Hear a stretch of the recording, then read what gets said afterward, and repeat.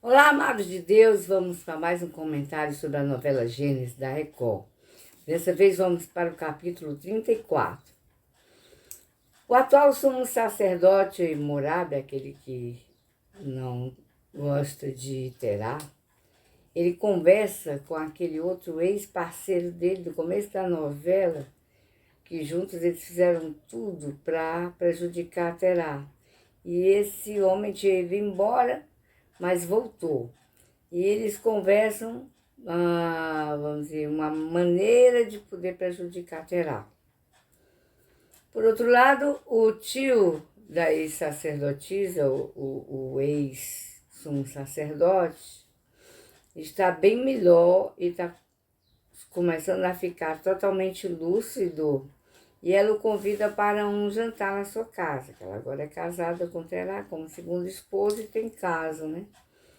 E ele conversa com ela sobre o que está muito ainda triste com ela, porque Terá realmente revelou para ele e que eles dormiram quando ela era ainda sacerdotisa. E ela não mente, ela confirma que dormiu, porque amava muito ele, e pede perdão ali ao sumo sacerdote. Em outro aposento, o rei e a rainha conversam, né, sobre as mortes que aconteceram. E o rei começa a atingi-la e mostrar que ela bem poderia ter feito isso. A morte da segunda esposa dele e agora a morte da serva dele. E ela rechaça aquilo, dizendo que a serva era muito querida, que não sei o quê. E eles começam a conversar. E aí ele faz de conta que acredita e pede perdão a ela e disse, então vamos celebrar, vamos fazer um brinde. Ela tinha já separado 2 taças, uma para o rei e uma para ela, e certamente ela botou o mesmo veneno que tinha conseguido com a feiticeira e deu um pouco para a serva que morreu e agora estava querendo dar para o rei. Ele, muito espertamente, pegou, trocou a taça e disse que ela tomasse naquela que era dele. Ela pulou para trás, com medo enorme de tomar, disse que não tomava, e ele queria obrigar, ela disse que não tomava. E aí ele chamou um servo e mandou tomar aquela taça na frente deles dois. A rainha quis ir embora para o quarto dela, dizendo, eu vou sair, eu vou embora, e ele puxou pelos cabelos e fez ela ver o rapaz morrer agonizando na frente deles. E aí mandou prendê-la por alta traição. Então, depois disso aí, Terá é abordado pelo pai da Nina, a moça que ele engravidou, né? A moça quer ser terceira esposa. E o pai quer que ele case com ela e faça dela terceira esposa. Mas ele se posiciona, diz que não vai ter outra esposa, que já tem uma primeira e uma segunda, que não quer terceira esposa e que vai fazer dela uma concubina. E o pai disse que filha dele não vai ser concubina de ninguém e a própria moça não quer ser concubina, não vai ser. Passa isso aí, então aparece a história da irmã dela, que é a ruim, né, a Idana, desde o começo, trabalhava contra a Terá e contra a sua família.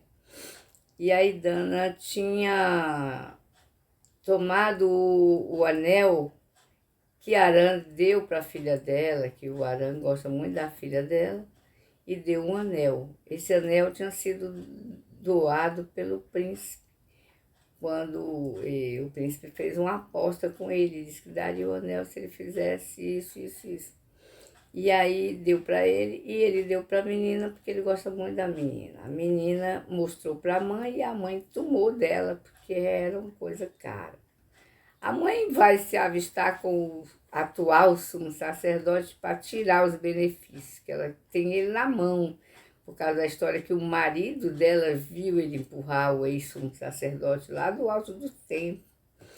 E ele fica mais ou menos que na mão dela. Só que quando ele vê o anel, ele reconhece que é uma joia real e diz que ela vai ser presa e pressiona ela. Ela fica muito chateada com ele, né? E fica com ódio dele e diz que vai fazer alguma coisa depois. Mas esse caso do anel é resolvido quando o rei chama o seu filho e o rei... Interessante que esse rei não parece um rei ruim. A rainha sim é ruim. E o rei chama o seu filho e pergunta, e o filho esclarece de que deu mesmo, ninguém roubou. Então fica tudo resolvido para a tristeza do sumo sacerdote atual, que queria ver a moça atrás das grades. Né? Ela queria que ela fosse presa para não denunciar. Né? O rei, então, depois disso, chama o alto escalão do governo, o alto escalão do reino de Ur, e comunica para eles que a rainha foi presa por alta traição. Todo mundo fica estupefato. Noutra conversa, Terá diz para Mate, que é a primeira esposa que ele ama, que está fabricando ídolos. Ela pergunta e ele confirma. E ela fica horrorizada e pergunta, chocada, como é que ele faz isso com Deus? Mas ele diz que faz por economia, por se tornar uma pessoa benquista, mas que ele não crê em nada daquilo. Então termina a novela com essa perspectiva aí de quê? De casamentos destruídos, de famílias destruídas, de valores trocados, né? Valores de economia, idolatria, crenças, mentiras. Né? Os valores que não são valores de Deus, que aprisionam as pessoas. Então, eu escolhi um salmo que retrata bem o que é você sair fora desse sistema maligno e perverso e entrar no sistema de Deus. Veja só, é o Salmo 34, do versículo 4 até o versículo 10. Diz assim: busquei ao Senhor, e Ele me respondeu e livrou-me de todos os meus temores. Olharam para Ele e foram iluminados. Os seus rostos não ficaram confundidos. Ou seja, quando a gente olha para o Senhor, quando a gente busca Ele, a gente tem a verdade, não vai ser confundida. Clamou este pobre ao Senhor e o Senhor o ouviu e o salvou de todas as suas angústias. Então está precisando, está pobre, está tendo que pagar coisas e não pode, clame ao Senhor, clame o pobre na sua angústia, né? E o Senhor o ouve. O anjo do Senhor acampa-se ao redor daqueles que o temem e os livra. Provai e vede que o Senhor é bom. O Senhor é bom. O Senhor, Ele lhe ama. O Senhor tem prazer em lhe abençoar. Busque o Senhor. Provai e vede que o Senhor é bom. Bem-aventurado o homem que nele confia.